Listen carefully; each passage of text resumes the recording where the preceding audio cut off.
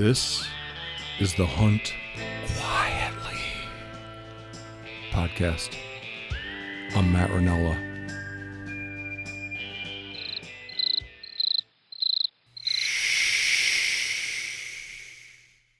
We're rolling. How's things? Good, man. Good. How about you? I'm doing good. Work's been a lot of fun. I've been working on some stuff that is really hard but really fun. And it takes a lot of, discipline. It takes a lot of discipline because I'm sitting there coding computers all day long. It takes a lot of focus, and I'm always tempted to look behind me and see if I'm going to get the tap on the shoulder. Oh, that must be an awful feeling. But I've been there before, man. I wonder if I could retire if I get canned. In which case, it'd be good news. I mean, I love what I do, but I could figure out ways to use my time. I still fantasize about you and the idea of you working for a private ranch, doing habitat and weed control in exchange for hunting rights. That would be my hell. I mean, I work on natural resource related issues, but at a level of abstraction that is so severe that I really have no contact with the resource. Yeah. I maybe work outside 2 days a year. Is that by choice or just from the position you're in right now? It's how I think I can have the biggest positive impact, and I've never liked working outside. Really? Okay. I hate it. I like to sit at a desk and think and write and play with equations and write code. Yeah, I mean I have maybe I've told you this before, but I have a condition I've termed ASD. I have attention surplus disorder. I'll sit there.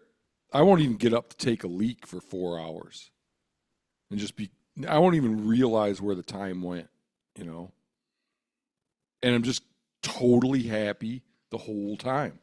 Damn, that's a trait that most people don't have and wish they had. Yeah, I've been told that having that level of focus, this is weird, but I don't understand this, but it's a component of ADHD. So it's called attention deficit disorder, but hyper focus is a symptom of it in some areas. Sufferers tend to be hyper focused. Were you a busy beaver as a kid, or were you easily distracted? I was easily distracted. Yeah. It's just this one thing that I can focus on. But it serves you well, I guess, in any profession. If you can stay hyper focused on what you're doing, my God, your productivity is probably through the roof. Yeah, I do okay. Everything is measured in how many papers you put out and what impact the papers have. So I've done okay. I can't get promoted any more than I already have. Well, that's good and bad, I guess. Oh, I don't need any more money. I mean, if I lose my job, then I'm going to be hurting. But I don't know. Not because I make a ton, just because I don't need that much. Especially if I could keep my wife from taking me on these ridiculously expensive fucking vacations. What's the thing you say? You're either blessed with money or you're blessed with. Oh, there's two ways to be blessed. You can have inexpensive taste or lots of resources. Yeah, I was trying to think of it the other day. Well, I did a little digging around for things to talk about, and Likewise. Yeah. mainly I got shitty news. Oh no. But yeah, shittier than Adam Weatherby's breath. You can't possibly get that joke. I don't get it. I was just gonna say, is there an inside joke? Somebody sent me. So he's the dude that he owns Weatherby He's the grandson of Arms. Roy Weatherby, and he's like the current CEO. Did that company? That company started in another country, right? I don't believe so. I think it was based in California. Roy Weatherby started it. Oh, I was just texting with. Man, there's so many collaborators to Hunt Quietly now. It's like, well, we've lost some. Some have kind of faded out, but others keep coming. That, but you guys don't even know each other anymore. I was going to say there's names and that I see that I'm like, I have no idea who that is. So Nick Buckley, who's been on the podcast, Is he related to Jeff Buckley? probably more closely than you are. You know who Jeff Buckley is, right? No, who is that? He's a singer songwriter from the 90s who tragically died, drowned. Yeah. Little Wallet Picture. Did he sing that one? Hand me that little wallet picture. Oh, I don't know that one if he did. Yeah, I know who you're talking about. His most popular one was The Last Goodbye. Oh, I don't know if I know that one. But so Nick Buckley, who's been on the podcast a few times, he sent me this video of Adam Weatherby eating sheep shit with his wife. Both of them were. And is this on the internet, or does he have an inside track to? No, it's on the internet. They posted it.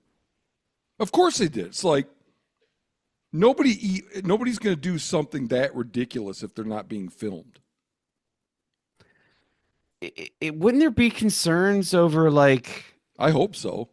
Hepatitis A, or I mean, I don't know if you can get it from. I hope he gets a fucking giant tapeworm. I hate all this crap. You know, it's like there's no way that him and his wife would have been out there hunting sheep and ate some sheep shit if the cameraman had been sick that day. Yeah, it's absurd. I think there's a hell of a lot of hunting that wouldn't go on if it wasn't for cameras. Oh, I agree. Absolutely agree. It's just like the millennial not going on vacation if they couldn't post or film and post it. Yeah. And it God, just pisses me off because we are living in the end times of hunting, man. I mean, like, shit is changing dramatically fast. And people just don't realize it. And if they do kind of realize it, they don't know what the causal mechanisms are. Or they just don't care. They're going to live out their lives and hunt until they can't hunt. Good luck, motherfuckers. Yeah. Because if you're a young guy, I don't think that's the case. The way things are going. I got a bunch of stuff I'm going to talk about how much opportunity is decreasing in quality and quantity. I just pulled up for this episode. Yeah, I have some stuff too. We might have to do this in a two-parter. Yeah, well, we're scheduled to talk again next week. So, do you remember that? I have it on my calendar, but I have to look. We're talking again in 7 days from now. Okay. I asked yet another guy to join us, but I don't think he's going to be able to. Rich Essman. Yes, I saw he did an article in the HF or the Hunt Quietly newsletter. No, he's the editor. He didn't write that. Oh, okay. Yeah. We got 500 and some opens on that letter. It's only been out a day. Oh, that's awesome. That's not like received. That's open.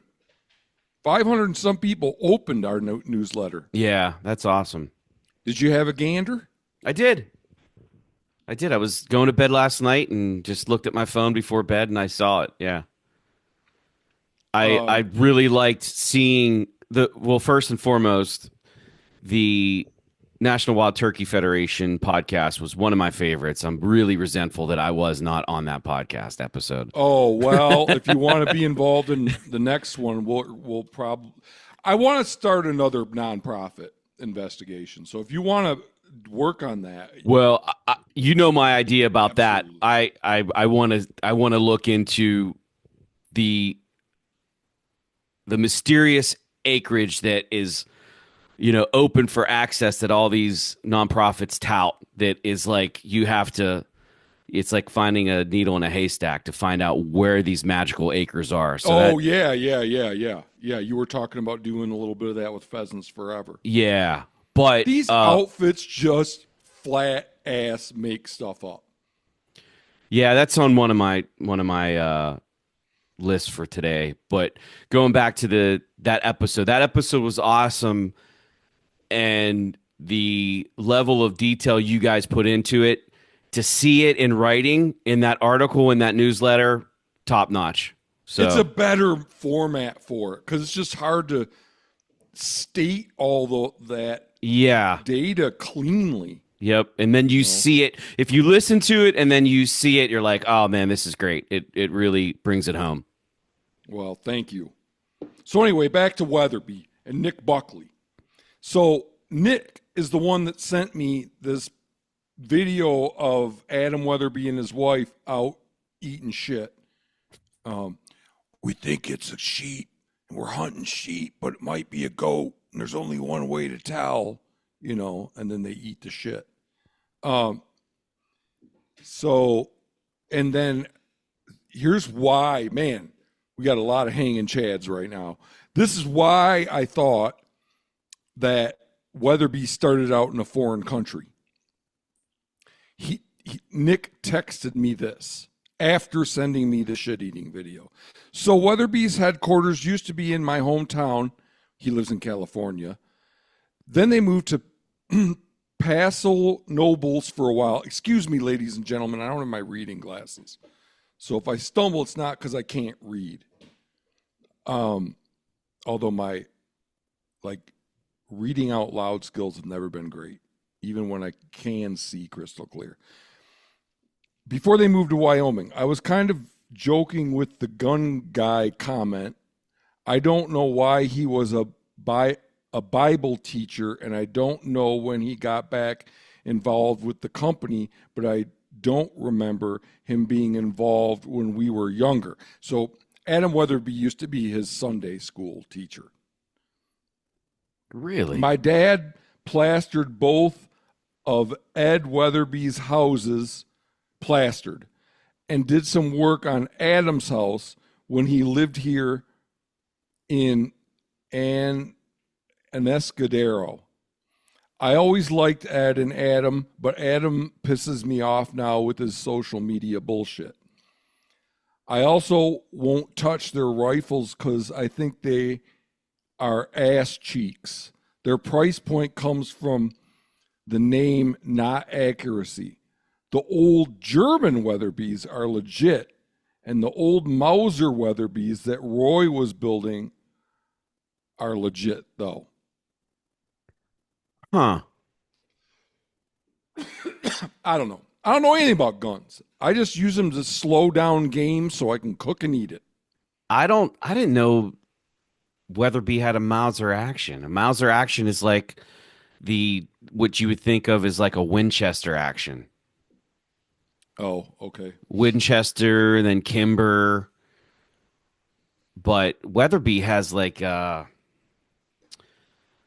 I know you're probably going to get a bunch of comments from gun nuts, but I think Weatherby has like that same action as like a Seiko.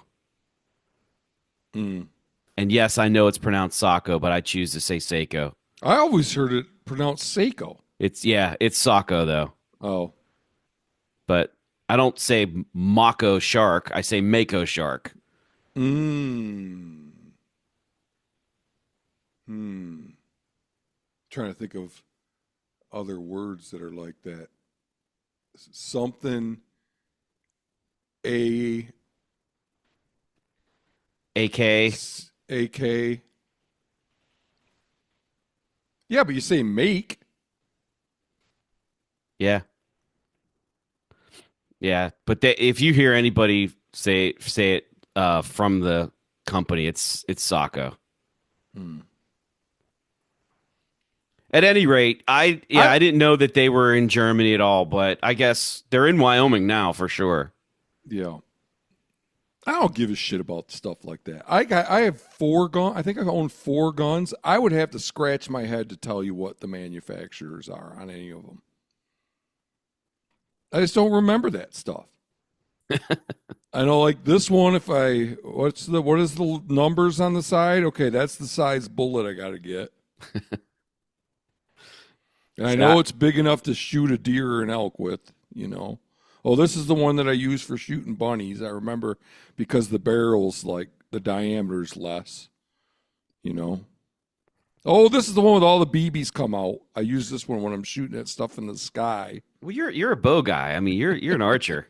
I have time. I don't even remember what my bow is. Yeah, I've always been like that. I've never had the means until my later adult life. So I have the same, and I still hunt with the same rifle I got when I was 15 years old.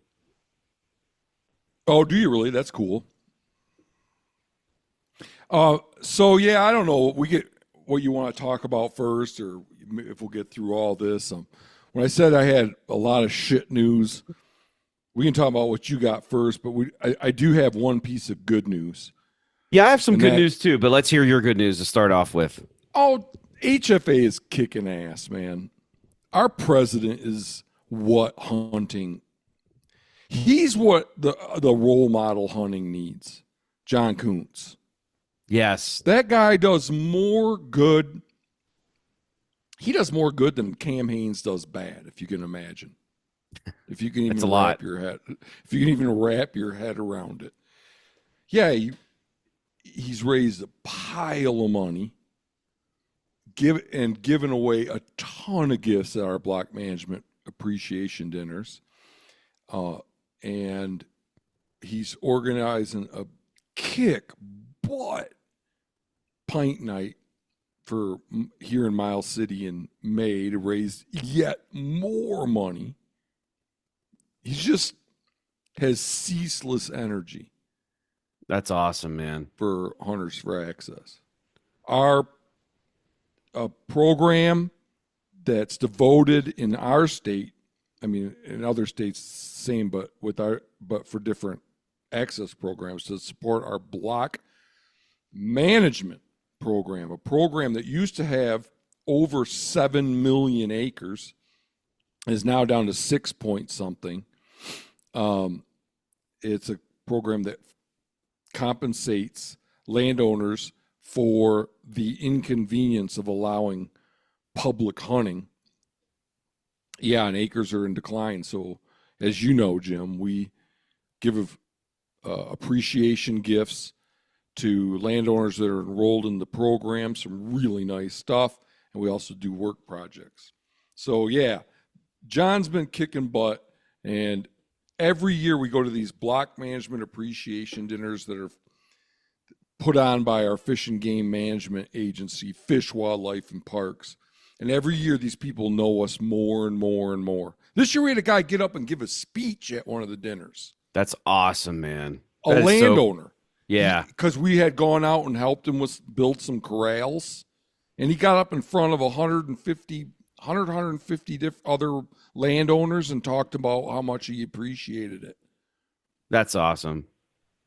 I mean, we're the life of the party at these things now, Pretty much everybody goes home with a gift. Every landowner now.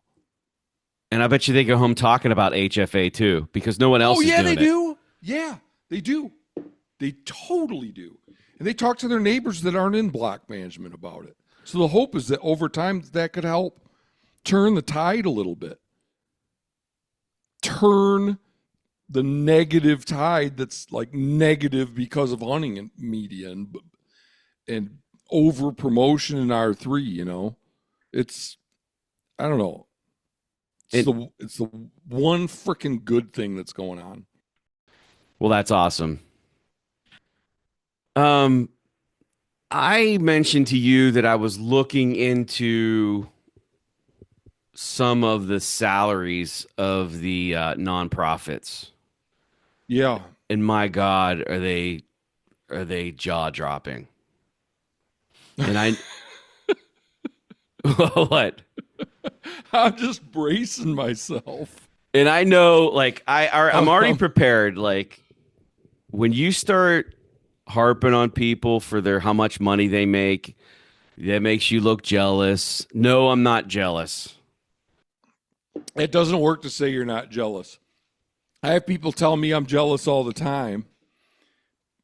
You know, they think that everything I do is in the hunting advocacy sphere is born of jealousy of my brother. Yeah. But you can't say, "Oh, I'm not jealous." It's not like they go, "Oh, okay, I see, I was mistaken."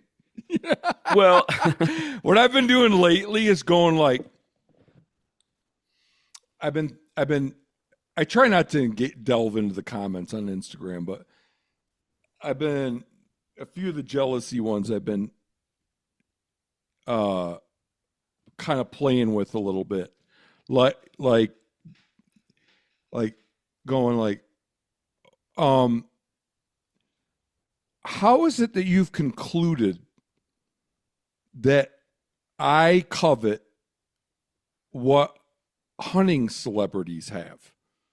Um, why are you suspicious that I wish I had that more than what I have, more than what I have?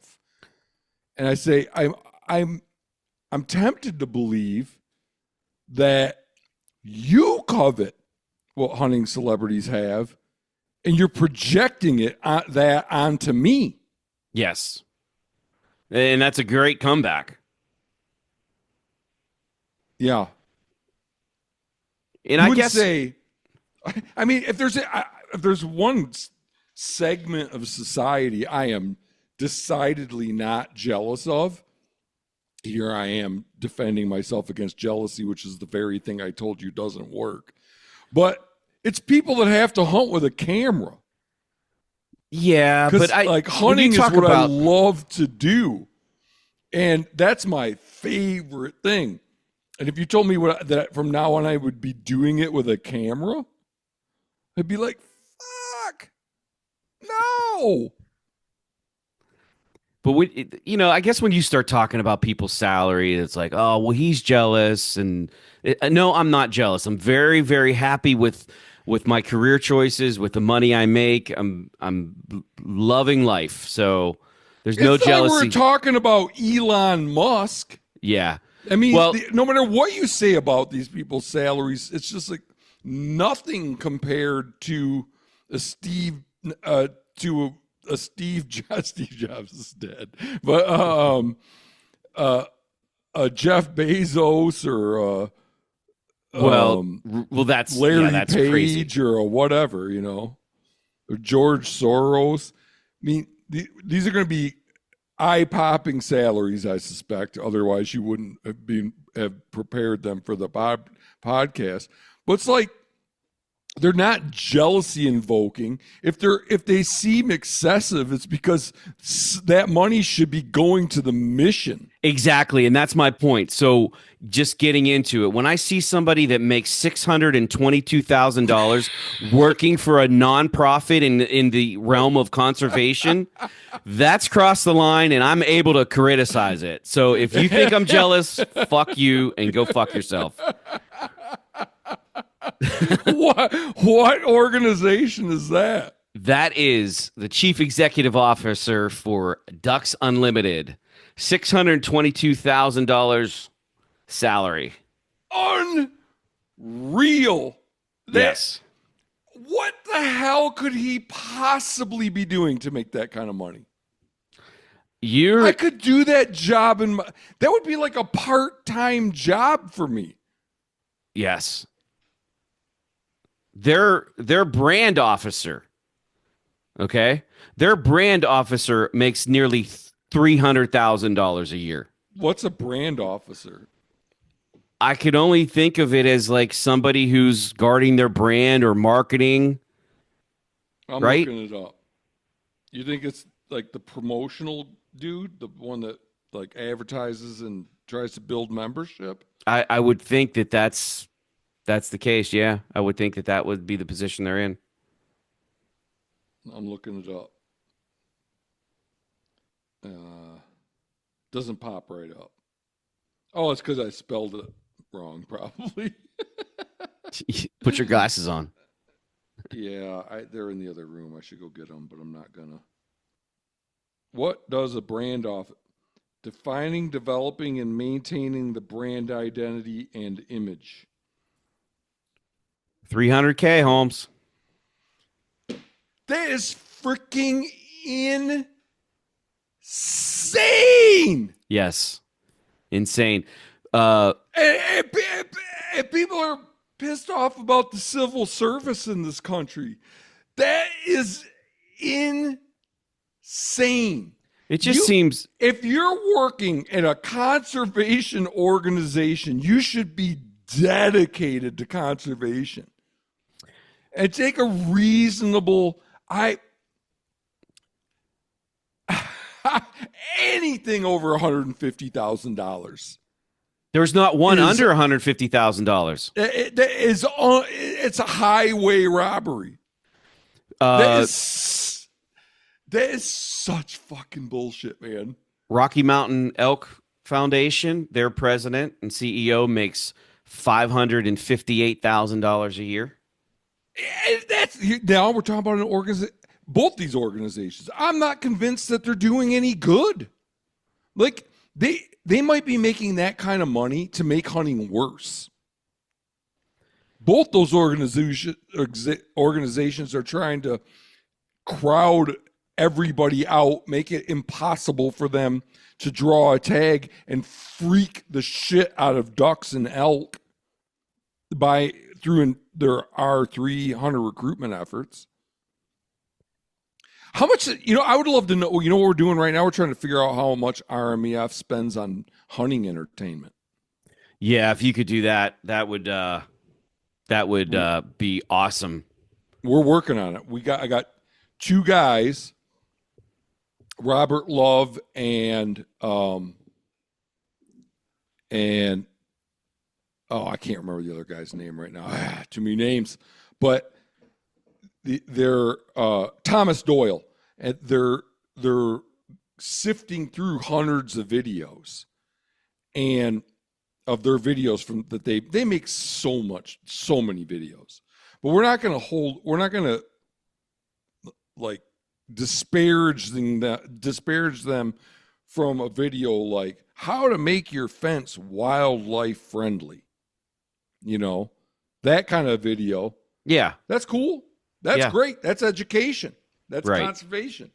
But they make a lot of videos that are nothing more than elk hunting videos.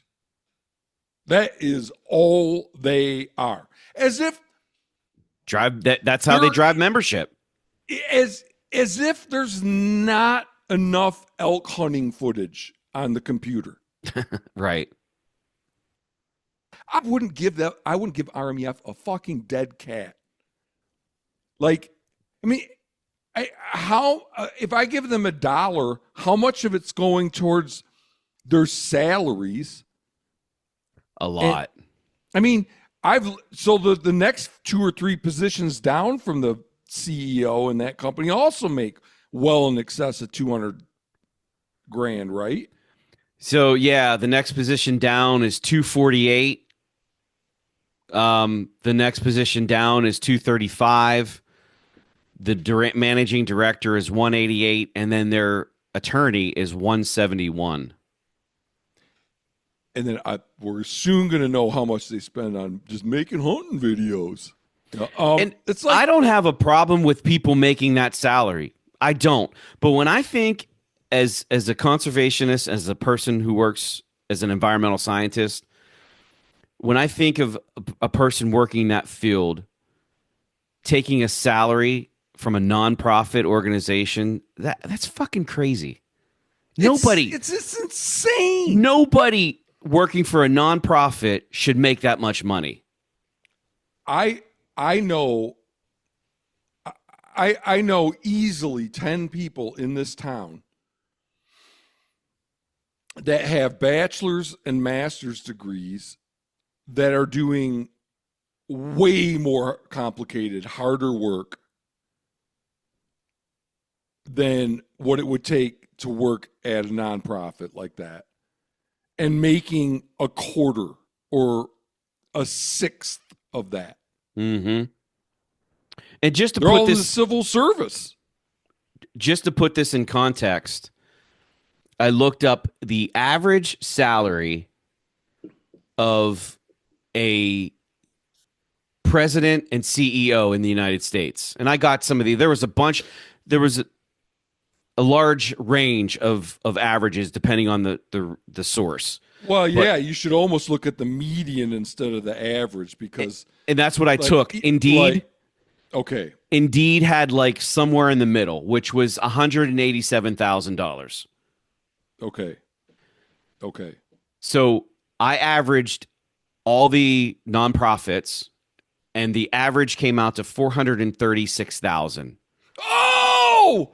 Yep. Oh! Which is 57% higher than the average U.S. president or CEO. Oh, Jim! That is bombshell shit. Will you send me that? Can you fucking believe that? Will you send me that? Yeah, absolutely. I have a spreadsheet. Oh, that was a brilliant move on your part, dude. That was I am high-fiving you through the computer screen. So that's based on the mean. Yes. Yep. So I looked at Pheasants Forever, 387, Rocky Mountain, 558, Ducks Unlimited, 622, NWTF is 318. The National Deer Association, 260, TRCP, 292, and BHA comes in at a Peasley 152. Oh, that's more like it. For their I mean, they're still paying them $152,000 a year to destroy hunting in America, but it's easier to swallow.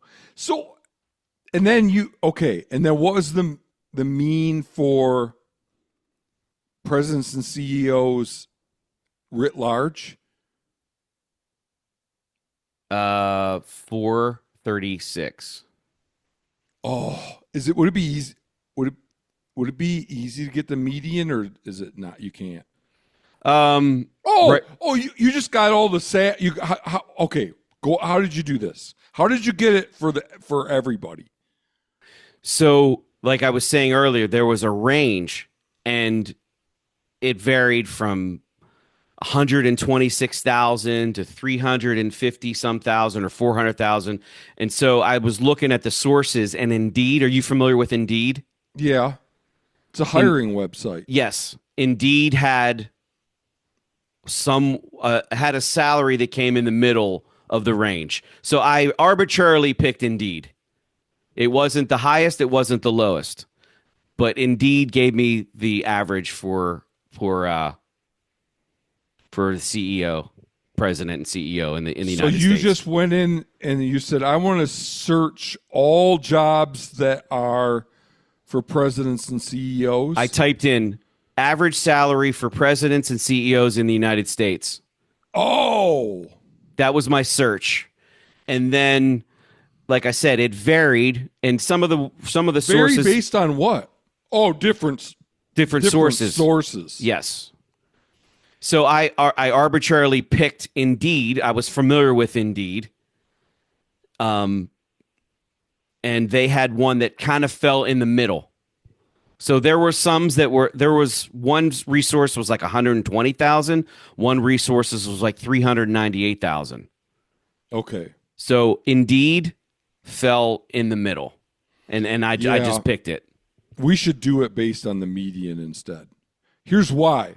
Because something like 1% of the people in this country control 50% of the wealth or something like that. Something crazy like that, okay? So a few people that make billions and billions of dollars are making that mean value be way bigger than the Yeah, median. yeah.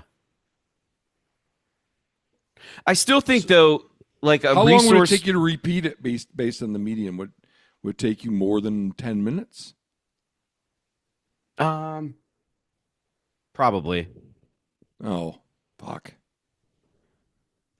We can go on. We can go on to the next topic. I'll do it myself. But I'll do it. I'll do that part. You've done the Yeah, hard work. So but yeah, if you send me those salaries, I'm going to do what you did, but based on a different measure of central tendency that's more meaningful in this context. yeah, and I think it's worth doing, honestly. But either what, It's just insane. either way, the comparison is I guess it's still relevant, but it's unnecessary. Those salaries are fucking insane, It is insane. insane. You should be ideologically driven to do that job. Yeah. You don't need that level of financial compensation to be motivated to do that job. And then you factor in that these nonprofits, I'm not even sure that they're doing any good. And in some cases, they're horribly run, like NWTF. Yeah. Like now we're talking about like NWTF is nothing they say can be trusted in terms of their reporting. Nothing. Well, We've their we've CEO only makes 318,000. So maybe if maybe they stepped up the game, you know. oh my god, yeah, $318,000, and their financial reporting, their conservation and access reporting is riddled with bullshit through and through, as we've discussed in great lengths on this podcast. So if you look at like DU's president,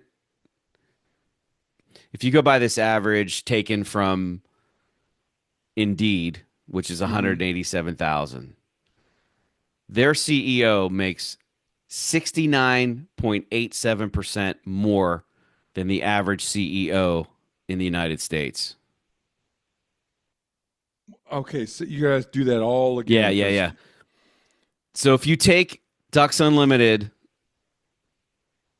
their CEO makes 69.87% more than the average CEO in the United States. 69. and the average value from Indeed is 187. Yes. Oh, we don't even have to go to the median. We can stick with the mean. So yeah, just send me that stuff. Yep. Um, Pretty jaw dropping, man. That's when I'm like, and again, all right. So let me just be clear. I don't know any of the CEOs. I don't know what they're like. I don't know them personally. Okay. So this is not an attack on them. But if I were to make a judgment based on their salaries, I would say that they're more politicians than they are conservationists. yeah, yeah. I don't know who these people are. I don't know a thing about any of them. Same. All I know is that all these freaking rod and gun nonprofits are doing a lot of shit that's horrible for the average sportsman who's supposed to be their stakeholder group. Well, now we know why important. Why now we know why R3 is so important. Yeah. To pay these guys salaries. Yeah, absolutely. Unbelievable. Yeah. Unbelievable. Oh, if I could push a button and make it so that nobody gave to these organizations, I would. I've got a major hard on for these freaking groups, man. Yeah, I just don't think they're serving our best interests. I mean, it's like, No, they absolutely are not.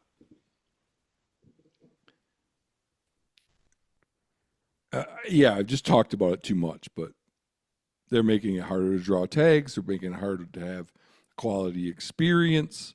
You know, DU's got a huge R3 arm, right? The yeah. R3 coordinator for Ducks Unlimited lives 50 miles away from me in a town of 1,500 people called Colstrip, Montana. Isn't And that he's there. crazy? It's a woman, Okay. unless it's changed. But yeah, as of last I checked 2 or 3 years ago, she lived there, and she was a woman, or the person was a woman. You know, so yeah. So meanwhile, as Ducks Unlimited continues to pay their CEO over $500,000 a year, and they continue to try to recruit more hunters as best as they can. Duck hunting is getting restricted. Big time. You heard the thing about what's that? There's a Providence in Canada now. The details escape me. Where you used to be able to hunt up there all season long, but now you have to draw a license if you're in the U.S. and then you're Yeah. only allowed to hunt 7 days a year. Yep. Alberta and Saskatchewan. I forget which one it is, but I think it's Saskatchewan. It's going to continue, man. That shit is going. Do not fool yourself, folks. Unless you can get your hunting friends and neighbors to stop watching hunting media, this sort of thing is going to get worse. It's getting worse every year. And unless people avert their eyes from hunting content, it is going to continue to get worse. Have you heard about the Kansas situation? No. What happened there? Well, I learned this because somebody sent me this Outdoor Life article. Outdoor Life, who's been touting the importance of R3 for decades, and who are their editor in chief, Andrew McKean, in 2021 called me an asshole for saying we should stop with R3 in an article I wrote. He wrote a rebuttal. Yes. And well, Outdoor Life, the same outlet that called me an asshole for like trying to look out for the existing hunting community where they've been hunting 5 minutes or 20 years. Outdoor Life writes this article: non-residents can kiss weekend duck hunts goodbye if this Kansas law passes. And it's working its way. It's a bill that's working its way through the legislature as we speak. And if it passes, non-residents will only be allowed to hunt in Kansas 3 days a week: Sunday, Monday, and Tuesday. Yep. And we are going to see nothing, folks. Mark my words. This is one of the many reasons No. why yours truly started Hunt quietly, was because I saw that this was going to be, it was already becoming an issue when I started the podcast in 2022. When did I start? You were on one of the early episodes, 2022, 2021. 2022. Yeah. 2022. I started because I knew that hunting in America was on the precipice of fundamental negative change. When I say negative, I mean less opportunity and shittier opportunity for future generations of hunters. Well, you know what you're going to Because- see. You're specifically going to see more non-resident waterfowl hunters because the people that used to go to Kansas year in and year out, they'll come to Montana now. yeah, they're going to go to Nebraska. They're going to go to Montana. They're going to go to Colorado. Absolutely. And then those states are going to start to tighten up. Yep. So guess who came out? Guess what group is supportive of this bill? Might surprise you. They're supportive of the bill that's going to restrict non-resident hunters only being able to hunt Sunday, Monday, Tuesday. Yes. Who's supportive of that? Backcountry hunters and anglers. Wow. Why? I'll read a quote in a second. What the fuck? So backcountry hunters and anglers, or over 50% of what they do is hunter recruitment. Yeah. 52 to be But- exact, something like that. Yeah, so they're like, yeah, that's our thing, is trying to get more people to hunt. But then they want to like, oh, this place is getting too much hunting. We better shut her down. God. The hypocrisy. I am loath to attempt to predict the future. Because it's a devilishly hard thing to do. But in this case, it's just eye-poppingly crystal clear to me that this is only going to get worse and worse and worse. Well, 2025 is the first year in U.S. history where you couldn't buy an archery elk tag over the counter in Colorado. Yeah. Draw only. That's gone. That's gone. So here's this quote from BHA. It's an attempt to balance resident hunters, non-resident hunters, the places that the public can hunt, and the wildlife itself. Kurt Radslaff, the policy chair of Kansas Backcountry Hunters and Anglers, said, it's just trying to find a balance of all that stuff. And it helps everybody to understand the difficult process that wildlife managers and hunters have today. A difficult process that you guys helped create. Yep. Yeah, it's just like, I don't understand the stupidity. And that's just one approach of what they're going to have to do because too many people want access to the resource. So you could either A, restrict the access to the resource, what they're doing now with non-residents, right? Yeah. Or B, make it so expensive that only a certain group of people have access to the resource. Case in point, Utah elk non-resident tag, $2,100. Well, that just went up, right? Just went up. 20. It doubled, right? It doubled. It doubled. Yes. All right, let's go on to them after we finish up with this one. Yeah, go for it. That's a topic that I should have had on the list, was this Utah thing. Utah is basically, their legislation is, we'll talk about Utah and then we'll come back to ducks.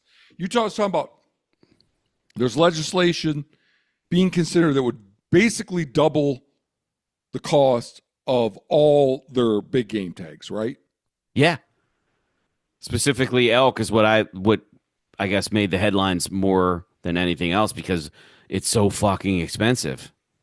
This would not have happened, folks, if you didn't watch hunting videos Of Cam Haines and Joe Rogan year in and year out shooting big bulls in Utah.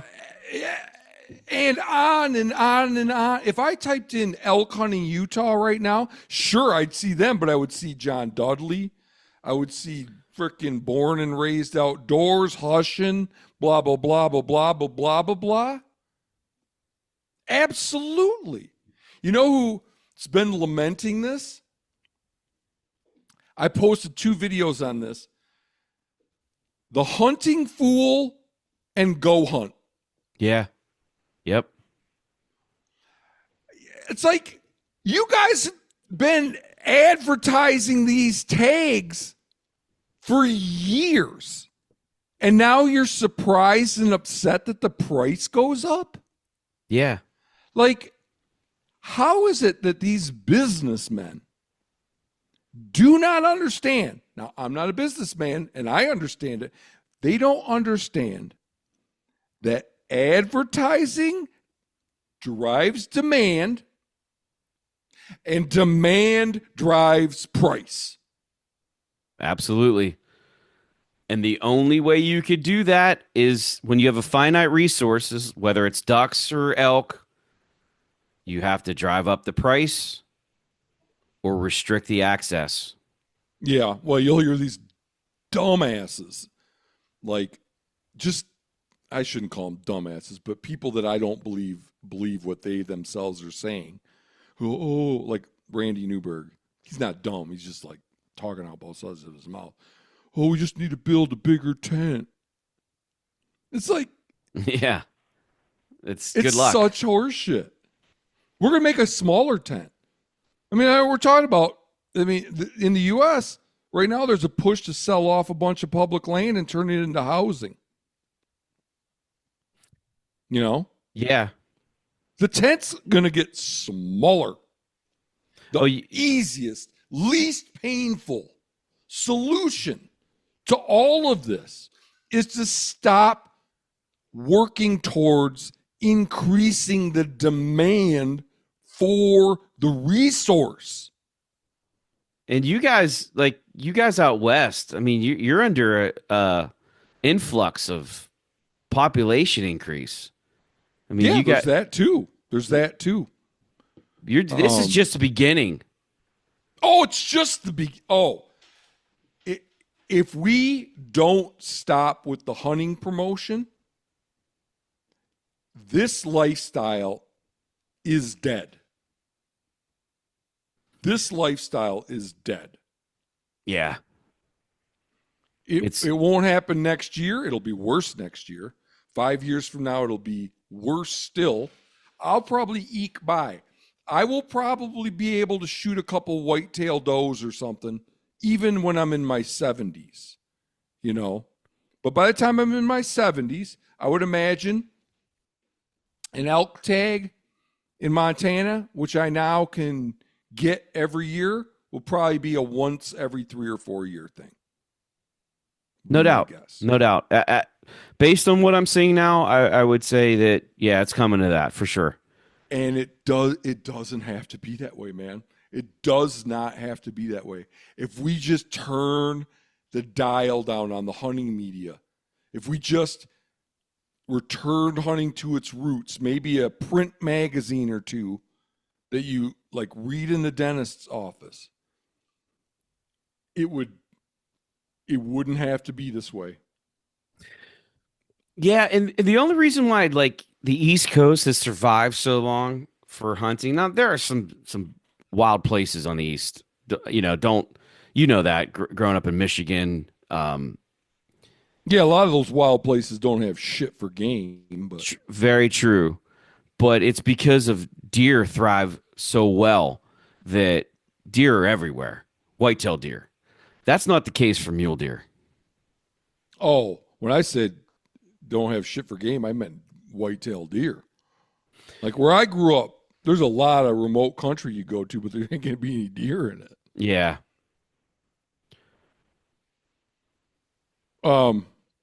Back to ducks.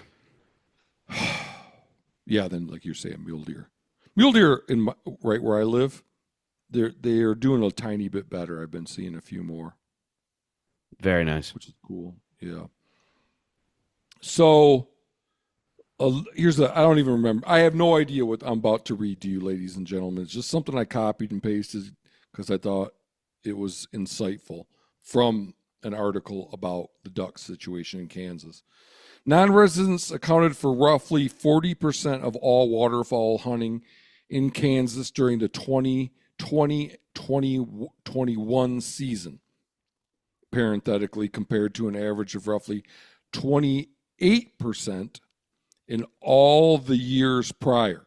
So all of a sudden in 2020 and 2021, it jumps, what's that, 12%. Although this was initially written off as part of the COVID bump that led to higher hunting and fishing license sales in many states, figures from Kansas Department of Wildlife and Parks show even higher percentages of non-resident hunters during the years that followed, those being 22, 23, and 24. That percentage has held steady at around 41.4%. So I am so sick and tired of hearing about the COVID bump. Yeah. The COVID bump, okay, do you know the difference between a necessary condition and a sufficient condition? No. Okay, so a necessary condition is it's a thing that has to happen for Y to obtain, for some consequence to occur. Sure. But it's not. It doesn't necessarily dictate that Y occurs. Without soaking my jeans, I've got to unzip my pants. Wait, can you start that over again? In order to void my bladder without soaking my jeans, I've got to zip down my pants. Yes. That zipping down of the pants operation is a necessary condition to me voiding my bladder without soaking my pants. Yes. But it's not a sufficient condition. There's also some other things that have to occur. I actually have to snake it out, kind of cock my knees back, not hit the the rim. There's a lot. So with the COVID bump, there is no way that a pandemic was a sufficient condition for any increase in hunting and fishing participation or backpacking. It was maybe a necessary condition, but without a ridiculous amount of media, people wouldn't arrived at, let's go hunting and fishing. Well, my thoughts were people were at home on their computers. What were they doing? They were probably watching more hunting and fishing media while they were at home, subsequently driving up their desire to do it because there was nothing else to do. Yeah, you said that in way fewer words, way more clearly, and without having to talk about bodily functions. So I'm a little bit embarrassed that you did such a good job right there. Like, if there was a COVID bump, it wouldn't have happened without hunting and fishing media. Right. Absolutely spot on. Yes. If there's a COVID bump, it persisted because it's higher. This duck hunting thing, it's higher now. Plus, I got a bunch of other stuff I could tell you about that's higher now. So, you know what I think precipitated this change in legislation in Kansas that allows now you can only hunt 3 days a week? I think it was duck hunting YouTube. Way more than anything else. Duck Commander 2019 YouTube. All these are YouTube. 881,000 views, nearly 1 million views. Yeah, it's a lot. 2020 Daybreak Outdoors, 88,000 views. 2021 The Hunting Public, 109,000 views. 2022 Ryan Callahan and Seth Morris, who owns the cabin next to me in Saltery Cove, Alaska. Meat Eater, 184,000 views. 2024, Ryan Callahan, Meat Eater, 221,000 views. These are all duck hunting, Kansas, public land, and I could go on and on and on. Yep. And if you don't think that that caused it, I don't know what. You just don't believe in the power of advertising. You just don't buy. You think that when companies spend millions and billions of dollars on advertising every year, that they're getting nothing for their value. If you don't think that this is a consequence, the people not being able to hunt there like they used to isn't a consequence of these loudmouths coming there with their cameras, that I just don't know what universe you're living in. Well, I'm living proof. When I watch hunting media on places that I haven't been to, on things that interest me, like it piques my interest. Like, oh man, maybe I should look into going to that place, or maybe I should try that. Where can I do that? I mean, I've done it for 25, 30 years. Absolutely. You know, all I'm saying is, if you care, this is not a moral issue in my mind. Yeah. It's like, it's a self-preservation issue to me. If you want to preserve, if you're one of the rare people, seemingly rare people, that cares about the hunting and fishing lifestyle more than you care about looking at other people living the hunting and fishing lifestyle, then stop looking at it. It's not too late. It's not too late. If people woke up and stopped being an audience for this shit, stopped buying products based on advertising, stopped lending eyeballs to this stuff, it wouldn't have to die. Mm-hmm. It wouldn't have to become a rich man's sport. It wouldn't have to become something you did every 3 or 4 or 5 years, and when you did it, it was comically, ridiculously overcrowded. You know? I agree. So then I've also looked into a couple things in Montana, a couple different types of hunting in Montana. And one thing I looked at was non-resident bear. So between 2014 and 2023, 10-year period, bear hunting, non-resident bear hunting essentially tripled. There was 1,100 people that did it in 14. Now it's 3,000. Damn.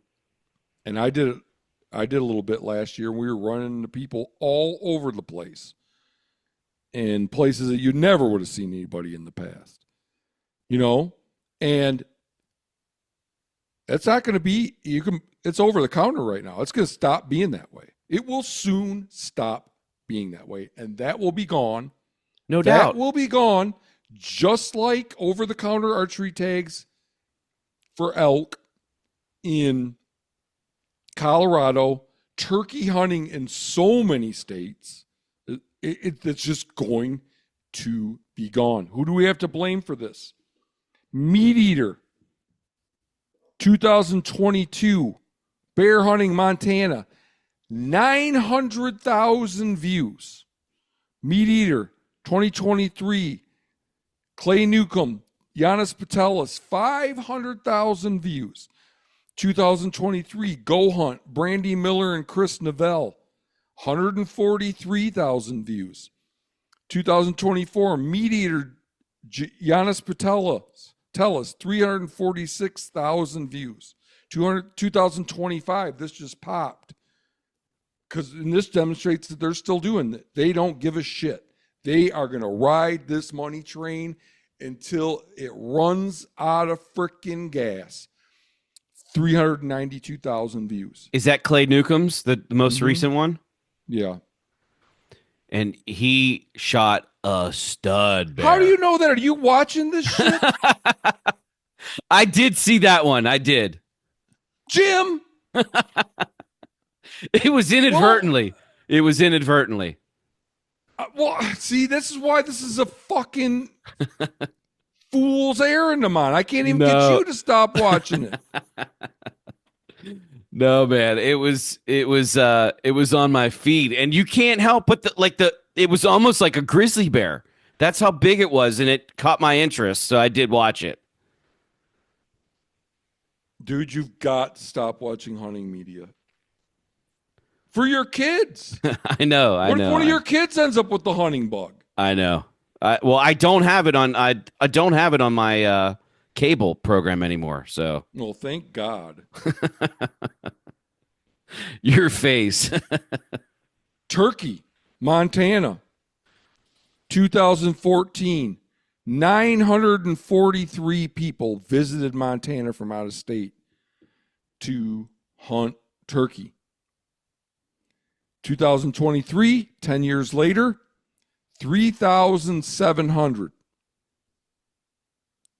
What's that? A fourfold increase. Yeah. A fourfold increase. Montana turkey, 233,000 views. In one of their videos, they made two. The other one, 72,000 views. Meat Eater, 4 years ago, Matt and Steve Ranella, 1.4 million views. Now, that video was first on the Meat Eater TV show, which was on the Outdoor Channel? Yeah. So they just put it on YouTube 4 years ago. So when did you do that hunt? I don't know. I can't. 2008. I have no idea. 10 years ago. But 4 years ago, they put it on YouTube. And since then, it's gotten 1.4 million. It's advertised to 1.4 million souls. That's a lot of fucking people. And that's my fault. It's like I didn't realize, man. I feel fucking horrible that I contributed to that.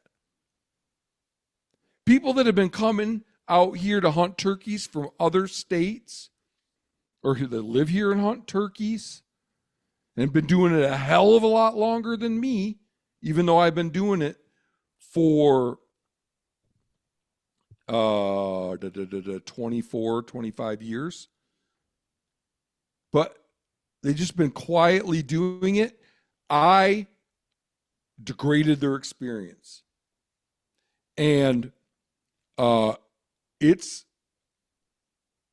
only the beginning of that. That is only going to get worse.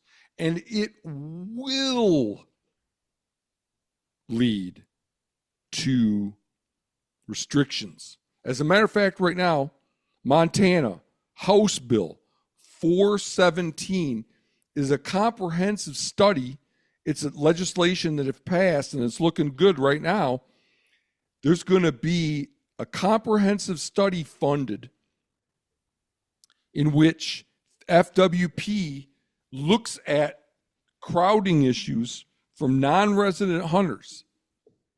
Really? Yeah. No shit. Absolutely. Absolutely. Yeah. And you know what the outcome of that's going to be? More restrictions for people that come out here and hunt without a goddamn camera and just do it for the right reasons. They're going to get their opportunity restricted even more because of hunting media. Let me read you the language from the bill. This bill introduces the Montana Hunters First Act, the Montana Hunters First Act. Right? Yeah. Well, I can't blame them. I don't take a stance on in-state preference issues, even though I have a lot to gain if they tighten up on out-of-state hunters here, personally. But Hunt Quietly doesn't take a a stance on in-state preference issues, because we're like directing our efforts at the core of the issue, which is hunting promotion. We wouldn't need this stuff if it wasn't for hunting promotion. This bill introduces the Montana Hunters First Act, which focuses on addressing challenges in the state's hunting landscape by establishing a comprehensive non-resident hunting impact study and implementing mandatory hunting activity reporting. The bill requires the Department of Fish, Wildlife, and Parks to conduct an in-depth study by December 1st, 2026, examining non-resident impacts on deer and elk hunting across the state's administrative regions, analyzing data such as hunter days, harvest rates, hunting pressure on public lands, and population trends. Additionally, the legislation mandates that all hunters report their hunting activities to game animals before being eligible to purchase a new hunting license in the following year, with the department authorized to create rules regarding reporting systems, deadlines, and potential penalties. The study aims to provide a detailed assessment of current hunting pressures, responding to observed trends like declining private land enrollment in hunter access programs, because landowners are getting pissed. By the time hunting season's over, a block management landowner is so fucking sick of it. It's a wonder that any of them sign up the following year. Increasing non-resident license sales and decreasing hunter success rates, with the ultimate goal of informing future wildlife management and hunting season strategies while ensuring that Montana's wildlife resources are sustainably managed for all citizens. So think about that, Jim, next time you're watching your hunting videos. Do you want to come on and go deer hunting with me? You know, my brother, Steve, did this. Like, him and his cohorts did this. Now, my brother, Dan, who I used to hunt elk with in Montana on a fairly regular basis, used to hunt turkey with in Montana on a fairly regular basis, that's not going to be an option for us anymore. No, I know. And it's going back to the price. It's only a matter of like Utah, $2,100. Guess what? The neighboring states are going to reciprocate. Colorado. They might do the same thing. Like reciprocal tariffs. Yeah, exactly. You want to charge our non-resident $2,100? We're going to do the same for you guys. Yeah, higher prices for fewer tags. And these guys don't give a shit. They're just going to keep on keeping on, man. They're going to keep promoting it until it's fucking dead. That's what they're going to do. None of these guys have a conscience about it. As near as I can tell. The one dude that has, there's two dudes that kind of have like a vestigial conscience, like a little relic of conscience. Mark Kenyon and Tony Peterson. They'll once in a while. Oh, it shows. Yeah, for sure. Say something or write something. Mark Kenyon, I don't know if you saw my video. I like clipped of this video of him. Yeah, I commented on that post. The whole video, ladies and gentlemen, that was on Instagram is him going like, it's some kind of controversial. Western hunting's a big thing now. There's a lot of us out there, and a lot of people don't like the crowding. And then he goes on to say, be respectful, pick up your trash, and be safe. Yeah. Thanks a lot, Mark. Your company has absolutely decimated hunting opportunity in not just the West, the East as well. You, Mark, and your cohorts have decimated opportunity for the existing hunting community. And the best you can fucking do is pick up your trash, be nice to other people, and don't get hurt. Well, I would imagine he's probably got to toe the company line. What he should do is get a different job. Get a job. I don't know if like what you're doing for a living doesn't like serve the public good. Is it even a job? I don't know. Yeah, that's a deep dive into that one. Yeah, it's philosophical at that point, But I was going to say, going back to the whole non-resident restrictions, because it's coming. Trust me, I'm very, very aware. coming, it's here. It's here. Yeah. It's here. Do you know who Cameron Weddington is? No. He has a turkey hunting podcast. He lives on the East Coast, and that guy goes everywhere turkey hunting. He's a fanatic. And I just did these 2 panel podcasts with dudes from throughout the U.S. And he was rattling off all the turkey hunting opportunity that's been lost in the last 3 or 4 years, and it was unbelievable. Stuff going, bag limit reduction, stuff going from over the counter to draw, wildlife management areas becoming resident only, et cetera, et cetera. Really, I have to check that out. Yeah. When's that coming out, and what platform? Oh, it's coming out on Hunt Quietly Okay. in the next few weeks. Yeah. Oh, you said a panel. It threw me off. Yeah, this guy, Joe Hogan in Missouri, he organized 2 different panel discussions. Oh, okay. With hunters from like 3 or 4 different hunters from them. What about Florida? Yeah, another state. What's the situation there? On the Big Cypress Preserve, which was like nearly 800 or 700,000 acres, they restricted non-residents to, well, you can't hunt as a non-resident the first 9 days of the season. It's draw only now, and they are restricting the draw limit to 10% of the tags to non-residents. So once you hit that quota, the non-resident draw is cut off, and then they're forcing non-residents who could formerly buy a 3-day, or excuse me, a small game license. Now you have to buy a non-resident hunting license. So essentially, you're paying more when you draw the tag. You're drawing it less, and you're restricted on the dates. Yeah. And folks, this is just the beginning. Like if you like to travel, I mean, hunting's going to go to shit in your own state too if you live in a decent hunting state.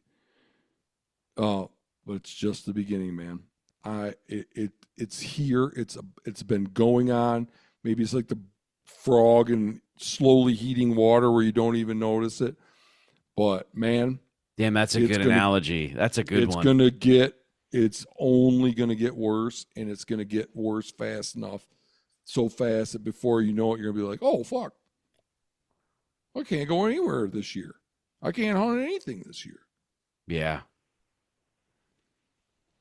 And it's all for the people that you sycophantic little bitches idolize. They're who caused this.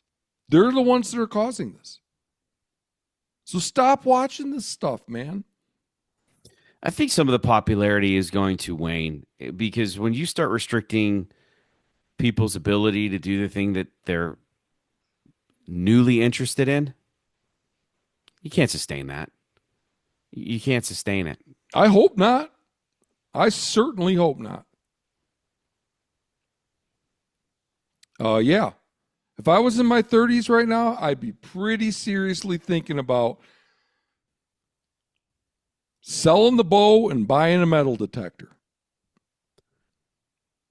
That's always been something that I thought would be fun to do. We found an arrowhead this past weekend. Whoa. It was fucking awesome, man. It was awesome. Whoa. Yeah. On your property? No, we were fishing. It was the youth opener for trout, and I was on one bank, and my son and his other friend were on the other side across from me, and they were climbing up the bank where it was like Sloughing off. sloughing off, and my son kneeled to climb up it, and he kicked out like a chunk of dirt, and his buddy behind him, it came out, and he picked it up. Whoa. Pristine. Perfect. Unreal. Can you send me a picture? Yeah. Dude, I got to be honest with you. I was like, it's a youth opener, but if you're with a youth, you could fish. You just can't. It's all catch and release for the adults. I was so distracted. I held this thing in my hand and like harnessed every bit of energy I could. And I'm not joking one bit. And You're going to kill a 150-inch deer this year now. oh man. And then I'm like getting the kids to think about it, because there was another my son's friend and his dad were there. And I'm like, who was this guy?